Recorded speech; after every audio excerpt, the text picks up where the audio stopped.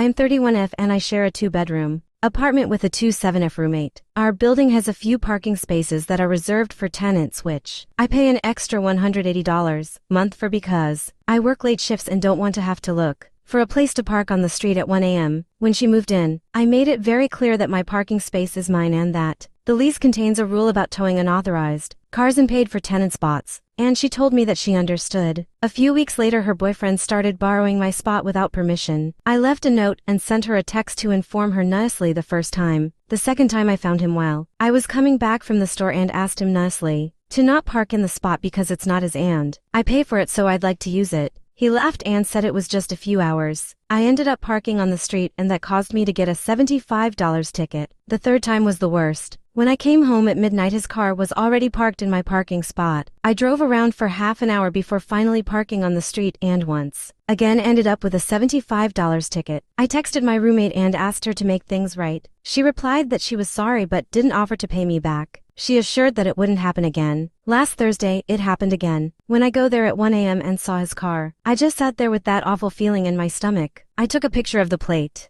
and the reserve sign with my apartment number and called the tow company that was listed in the lobby. They came in 20 minutes, towed his car, so I parked mine and went up to my room and just went to sleep. About an hour later, my friend barges into my room in panic, says her boyfriend had went down and his car was gone. She yelled at me saying that I should have called them first, asking to move the car and not having it towed. I said I had already called her many times, and she didn't want to help me. Instead, I got multiple parking tickets for this, and she told me I was doing too much and that it's not that big of a deal.